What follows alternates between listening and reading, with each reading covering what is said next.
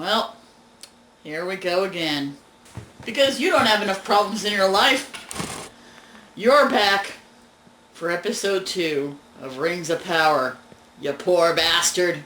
So welcome to hell, abandon all hope, and strap in for episode 2, Adrift. Like the writer's brains. Also, like me, when I'm literally strapped in here, just let me go!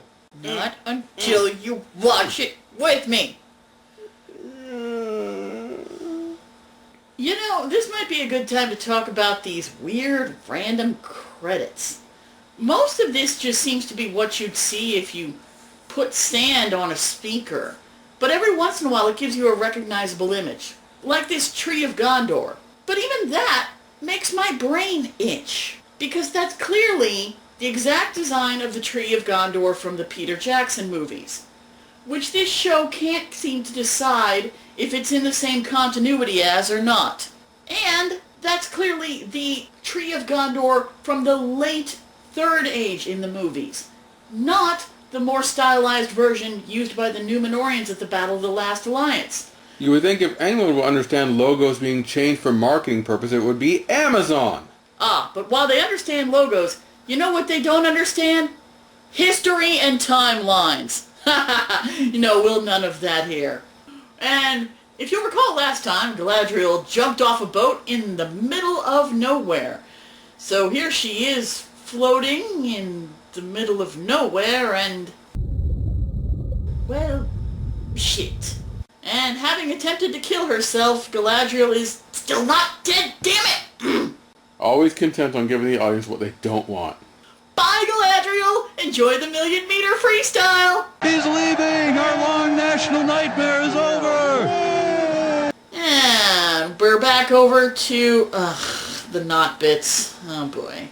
So, the writers are clearly trying to hint at us that this meteor dude is Sauron or one of his lieutenants. Witness the Eye of Sauron-like design of the crater that he fell into, or the fact that the fire around him is cold rather than hot. Which is still a weird bit of continuity that you guys set up. But seriously, was anyone buying this? Long before they dropped the reveal on who is Sauron, which was kind of a dumb mystery anyway. No one thought it was this guy. You're being too obvious. We all know that the dude who looks like he did it 15 minutes into the CSI episode isn't your man. Get away from there! You shouldn't sneak up on folk like that. Okay, these Hobbit hijinks are mildly entertaining, kind of like early stage Merry and Pippin, but they keep pegging into Tony and Pepper gibbering annoyance. You can't leave him like this or the wolves will get him. So that's not who we are. That's not who you are. I can't carry him alone. Are you gonna help me or not? Not. Poppy! Wow, it's like listening to squirrels chatter.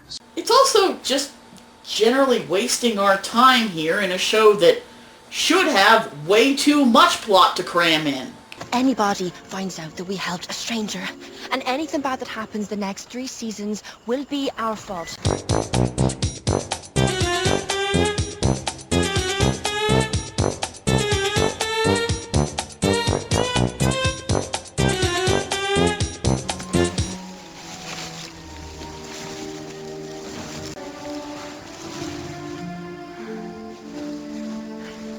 Why do they leave his feet sticking out? I think it's more a matter of they keep trying to push feet are different, or maybe they're thinking that a human-sized foot, if all you see are the feet, you'll assume it's just a hobbit in there instead of a full-size human. I don't know, this show is stupid. And speaking of fire that produces no heat, we're back over to Elfward and Bella. Here they are, checking out the ruined town one valley over, being as boring as always. Someone dug this passage. Something. Men did not do this. That's racist? Or sexist? Or both? I'm not sure. I must follow the passage the other direction. You don't know what's down there. That is the reason I must go. Yeah, Ismail, good job trying to make that sound profound instead of, well, duh. Now just get better lines to read and your character might actually become interesting. Well, duh. And over to Austin Ethel. Yes, I know the Chiron says Eragian, but I'm being more precise, because I actually know what this story should be.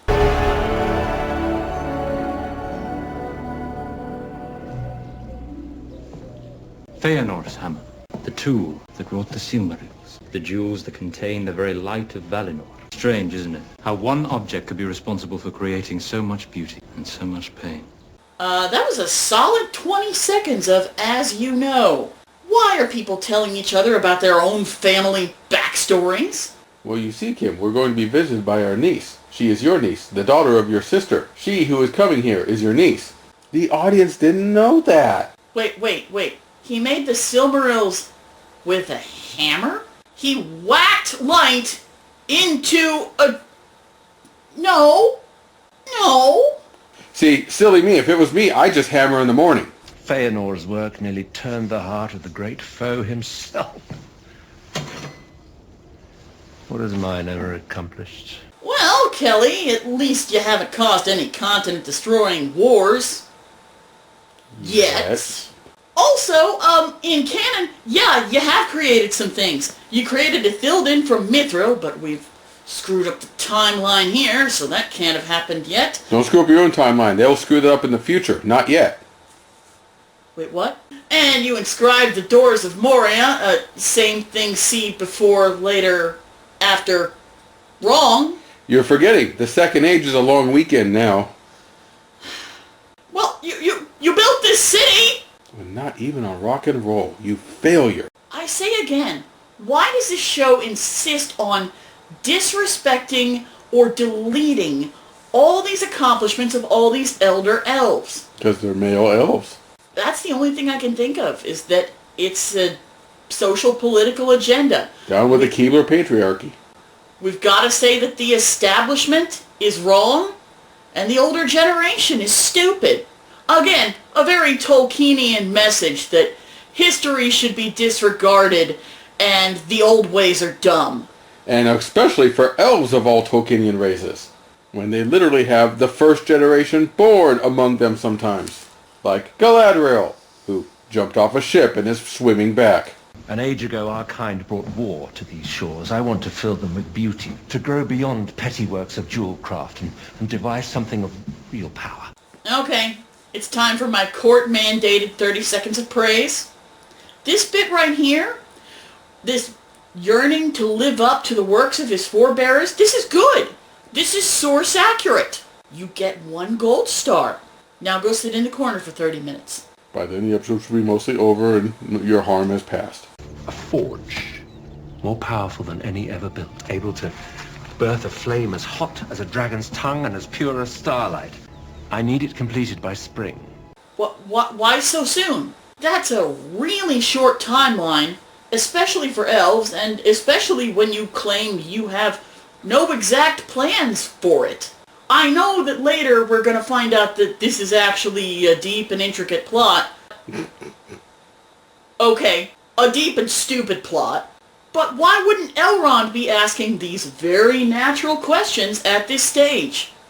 Well, you know, Elrond's no elf lord or anything. He has no wisdom. Have you considered seeking partners outside the confines of our own race?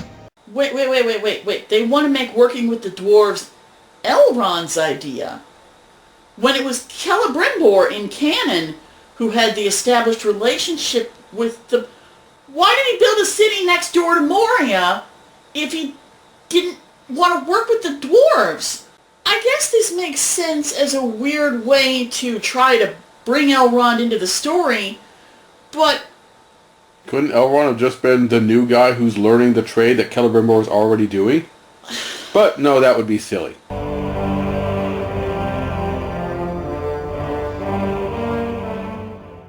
might be a good time to talk about the music in this show. It's not bad per se, but it does seem to be following the next generation Star Trek philosophy of music as wallpaper. Most of this music feels kind of like the scenes from the Peter Jackson movies where they're waiting for one of the big moments. You just kind of are, oh, they've just ridden off and we're kind of waiting here and nothing's happening. And yeah, the connective then comes tissue. the big theme later, and we never get to that part. It feels like the connective tissue between the themes, but you never get to the theme. It uses a lot of the same instrumentation as the classic themes. Penny whistle for hobbits. She's returned. Horns for Gondor/Numenor.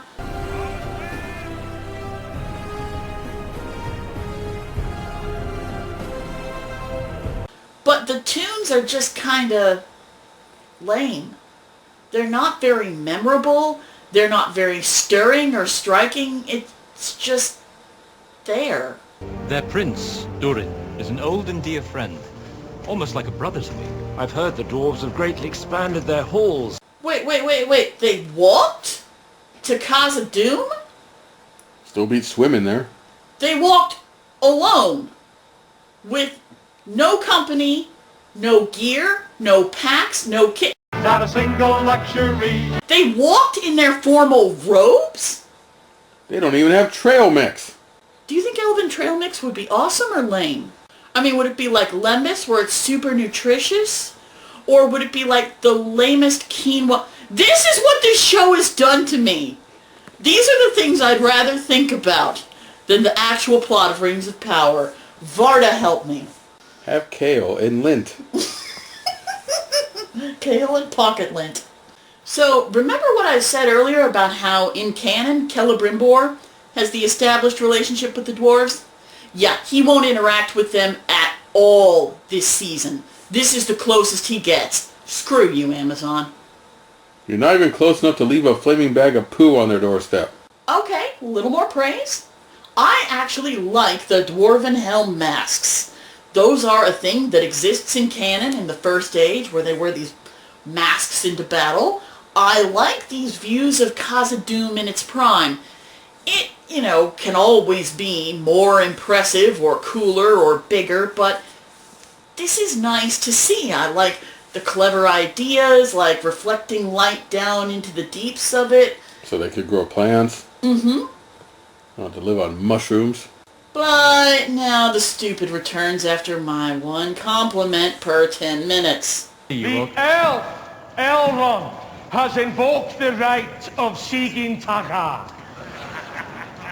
The dwarven test of endurance, fashioned by Aule himself. No. The dwarves do not call him Aule, they call him Mahal, Maker. Also, more as you know. Nerd alert! And you love it.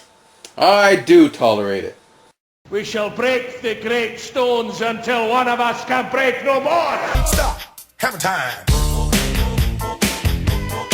God, this plot is stupid. And back over to Darby O'Gill and the Thieving Little People, where Meteor Man pulls a Gandalf in Bag End, only lamer and for no reason.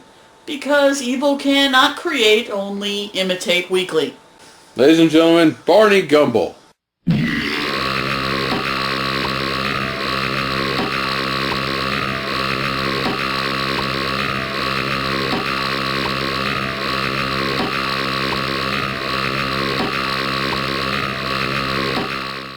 Now, proper things first. Father always says a Harfoot without manners is as like to get far in life as a square wheel. Are you kidding me? The square wheel thing again? Why is this a recurring theme? If hobbits are this dumb, how do they even make it to the Third Age? How do they make it to adulthood?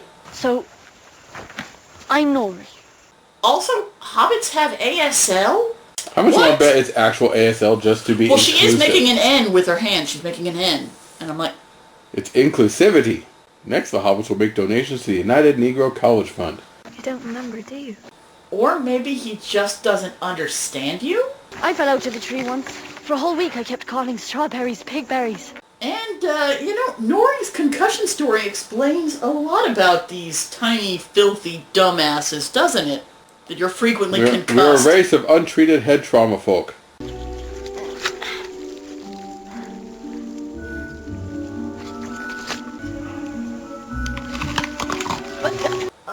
You're eating your snails with the shell on. Gross. Okay, this shot here is clearly paralleling the broken stick with the breaking bone, clearly implying a connection. But I'm going to tell you right now, nothing ever comes of this, at least not this season. So, what was the point of this? It's just another mysterious red herring, ask me what it means, mystery box, bullshit cheap writing. Speaking of ask me what it means, we have Not Dolph yelling Ure, which is Kenya for heat or fire, drawing G runes on the rocks. Oh, ask me what it means. Ask me if I care. How bad is it? Can he migrate? You saw him. Wouldn't put the weight of a leaf on that leg, much less pull a cart. Mind your own fire, Malva. I'm feeling deliciously evil.